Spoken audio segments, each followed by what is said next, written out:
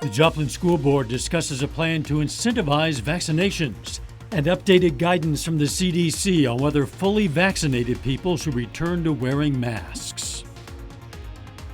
The 4 states' most watched news starts now. The Joplin School Board this evening discusses plans for starting the school year safely. This is KOAM News at 10. KOAM's Brody Sorotsky explains what Joplin Public School students can expect this fall. At Tuesday's Joplin School Board meeting, although there were many items up for discussion, the 2 biggest items had to do with the safety of returning to school this upcoming fall. Now, Joplin school students will be required to mask on school buses regardless of their vaccination status. But the CDC has issued an order that all public transportation will fully mask, covering mouth and nose, regardless of vaccination status. And an order is different from guidance in that it carries the force of law. It is not used frequently, but when it is used, then the district has made the decision that we will follow the order. But the biggest discussion of the night, and the one that gathered a lot of attention from the board, had to do with an incentive program aimed at getting more Joplin school staff vaccinated. State of Missouri, Missouri Southern, our own city are some examples of entities that have already decided to incentivize the vaccine. Within our county, we're below state average in terms of vaccination, and we are very interested in making sure that all of our staff, as well as our students, are as safe as possible. Originally, substitute teachers were included in the pool to win $2,500, but the school board decided to have them involved in the $25 offer only. Incentive is $25 per employee, and also $25 for people that are in our substitute pool. And then a further incentive for our employees, but would not be available to our substitute pool, is also the opportunity at 4 $2,500 payments. Which the school superintendent hopes can keep everyone healthy enough to keep in-person learning available. Hopefully this will incentivize even more to do so and help us keep school open. In Joplin, Bronte Sorotsky, KOAM News. The Joplin School Board also announced at the meeting that the deadline to enroll in their vaccine incentive program will be moved from September 2nd to September 13th to give more people time to get vaccinated. The CDC now says vaccinated people in COVID-19 hotspots, such as this entire viewing area, should return to wearing masks indoors. The CDC cites new information about the ability of the Delta variant to spread among vaccinated people and now recommends that even vaccinated people return to wearing masks indoors in parts of the U.S. where the coronavirus is surging. As you can see on this map provided by the CDC, that includes all of southwest Missouri, southeast Kansas, northeast Oklahoma, and northwest Arkansas. The CDC also recommends indoor masks for all teachers, staff, students, and visitors to schools regardless of vaccination status. Most new infections in the U.S. continue to be among unvaccinated people, but breakthrough infections, which generally cause milder illness, can occur in vaccinated people. Calls for vaccine mandates in healthcare settings increase as the Delta variant spreads in the nation. Nearly 60 healthcare organizations are calling for vaccines to be made mandatory for workers at all healthcare and long-term care settings. Mercy Hospital has been requiring workers to be vaccinated since the beginning of the month. Mercy President Jeremy Drinkwitz says a lot of the staff has received vaccines since then, but some are still questioning things. There's a lot of bad information out there and a lot of untrue information that people have somehow held on to. And so I think our coworkers are walking through evaluating the truth versus the bad. Freeman Health System says, in part, our policy remains that we are not mandating the vaccine for our employees at this time, although we are strongly encouraging our employees and the general public to get the vaccination. Again, that's from Freeman. Some Democrats in the Oklahoma House of Representatives want Governor Kevin Stitt to reinstate an emergency declaration as COVID-19 cases rise in that state, something the Republican has said he will not do. Health officials say an emergency order would give them flexibility, such as converting non-patient rooms into patient rooms. An emergency order would also allow public schools to issue mask mandates. Data from Johns Hopkins University shows the 7-day rolling average of new cases in Oklahoma has risen from 487 daily on July 11th to more than 1,158 on July 25th. The Oklahoma Health Department yesterday reported 519 COVID hospitalizations. Checking in with Doug Heddy. The heat goes on, Doug.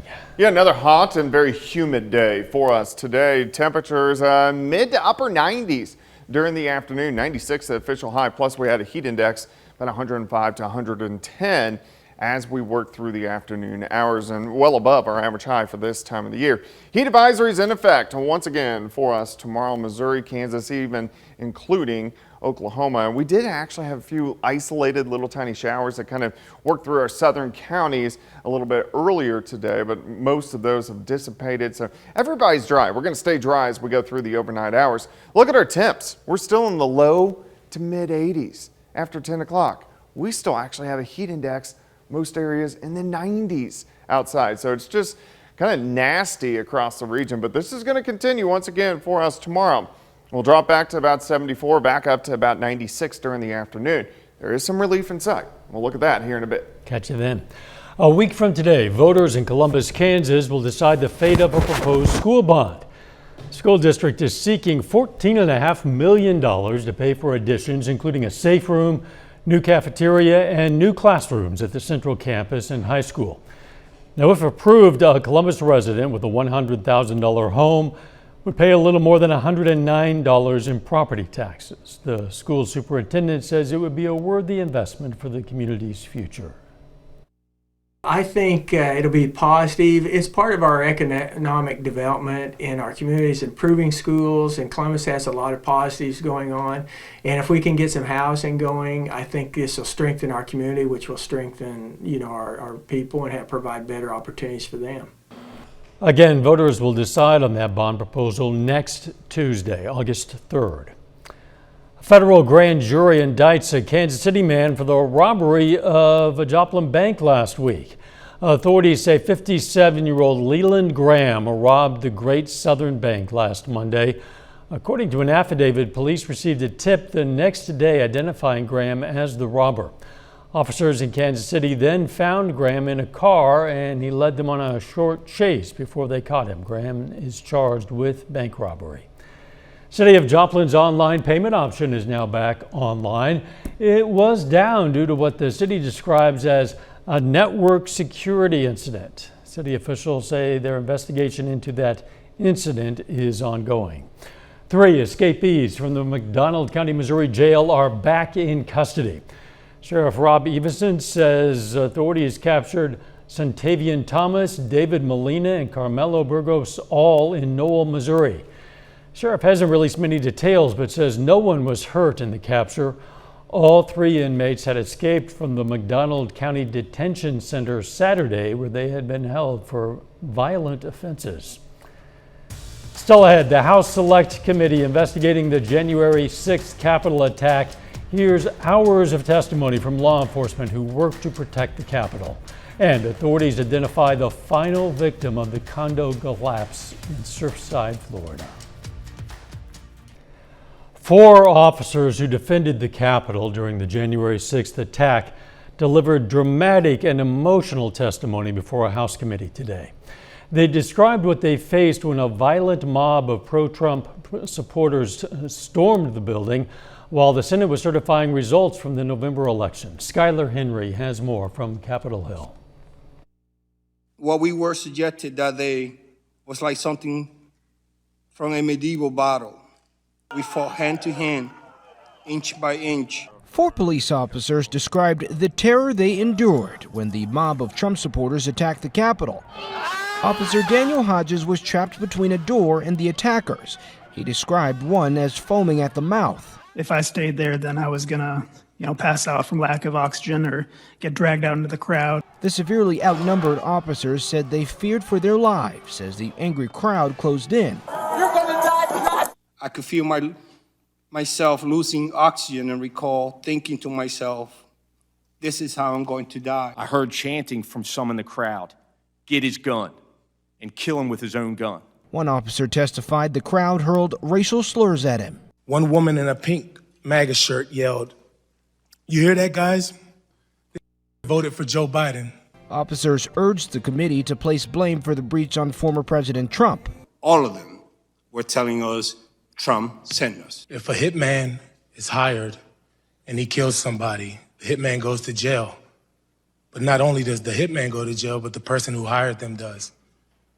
There was an attack carried out on January 6th, and a hitman sent them. While Democrats promise a thorough investigation, many Republicans continue to embrace former President Trump's downplaying of the attack, prompting frustration from officers. The indifference shown to my colleagues is disgraceful. Nearly 550 people have been arrested in the months since the breach. Officials promise more will be held accountable. Skyler Henry, CBS News, Capitol Hill. Today's hearing was just the first in that investigation. No word on when the next hearing will take place. The final victim of the Surfside, Florida building collapse has been identified, bringing the death toll to 98. The victim was identified as 54-year-old Estelle Hedaya. Search teams spent weeks battling the hazards of the rubble, a recurring fire, in Florida's stifling summer heat, and thunderstorms as well. A judge presiding over several lawsuits filed in the collapse aftermath wants the property sold at market rates, which would bring in an estimated $100 million or more. North and South Korea exchanged messages today in communication channels that have been dormant for more than a year and agreed to improve ties. Liaison officials from the Koreas had several phone conversations, including one on a military hotline, and agreed to resume speaking regularly. The rivals used the channels to lay out their positions on issues and even propose broader dialogue. Later, it's MIAA Media Day. Coaches and players from Missouri Southern and Pitt State take the podium. We'll hear from them in sports. Plus, the heat sticks around for the next few days, but will we get some relief? We're going to look at that coming up.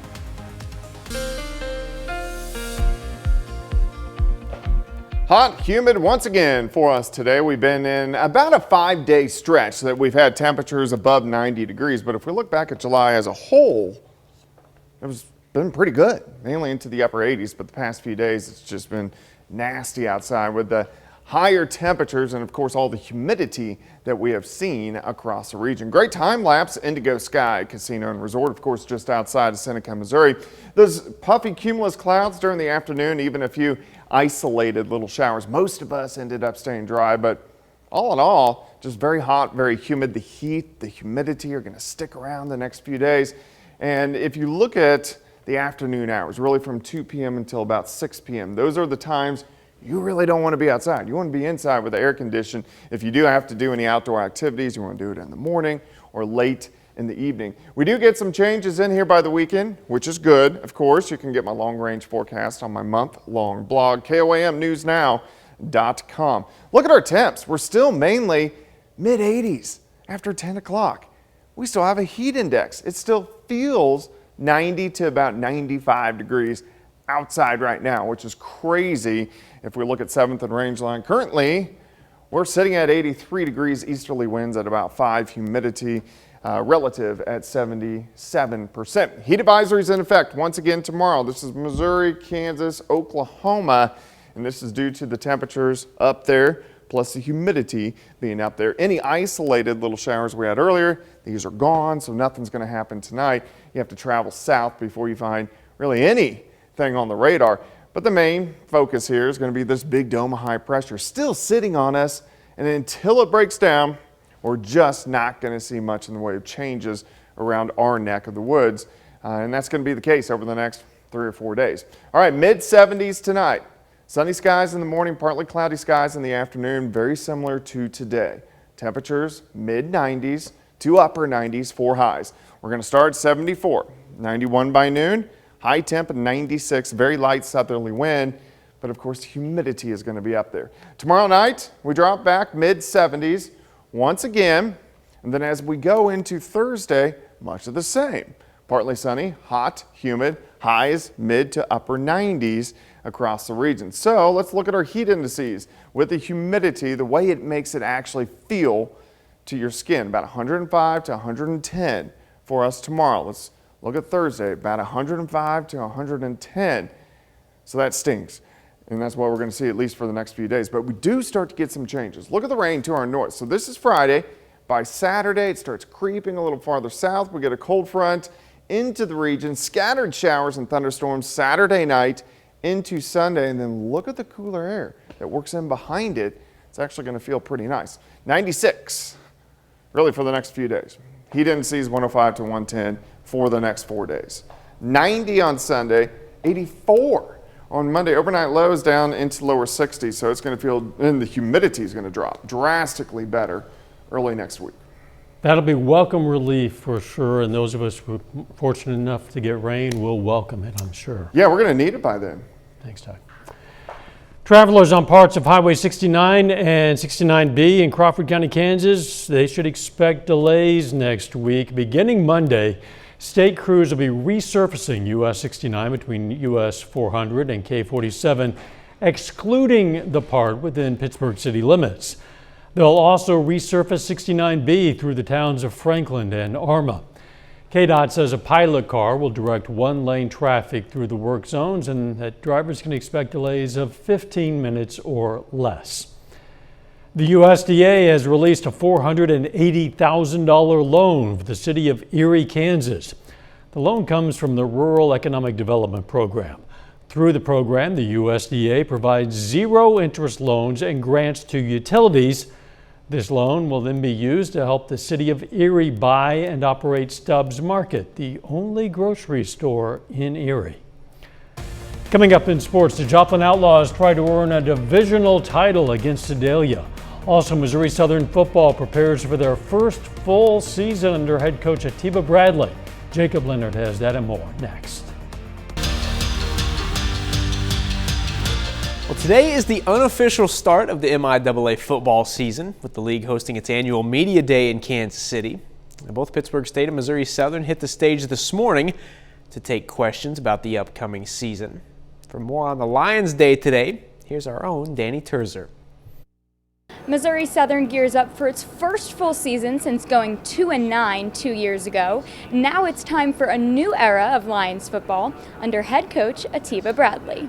That was one of the first things I wanted to do when I got there, was create a culture of competition.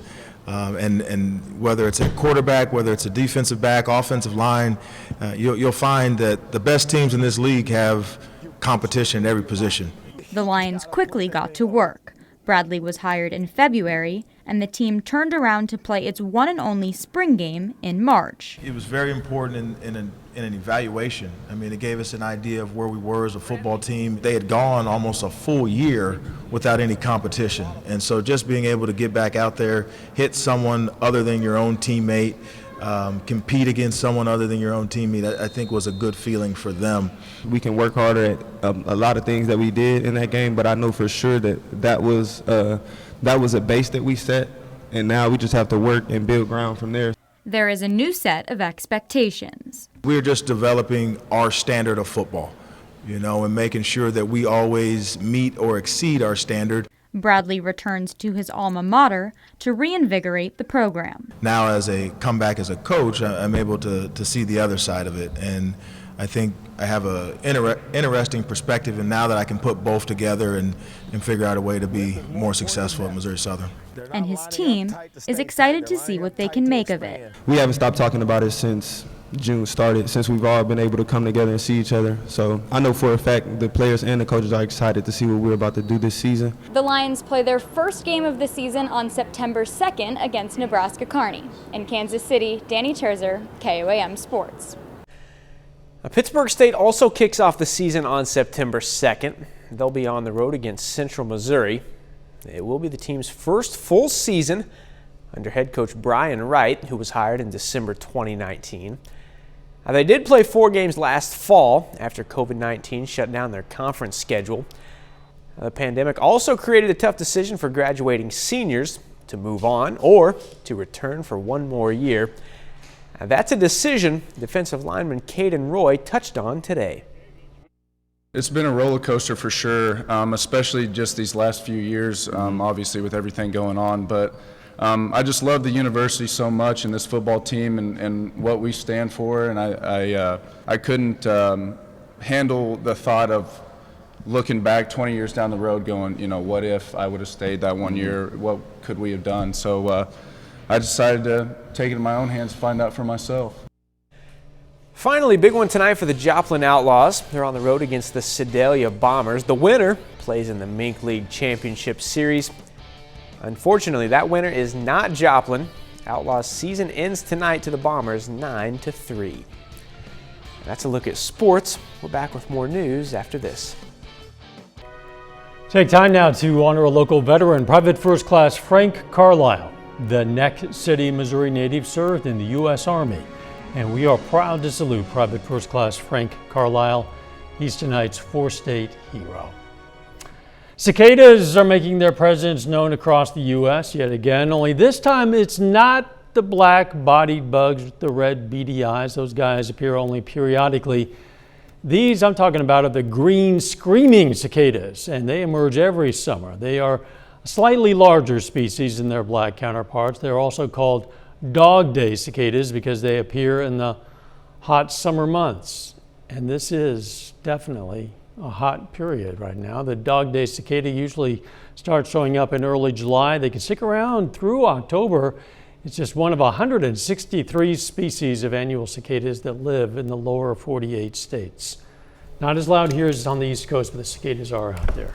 Yeah, you can definitely hear them. And if you are going to be outside, drink plenty of fluids. It's going to be super hot the next few days. Don't forget our morning show, and let's make it a great tomorrow.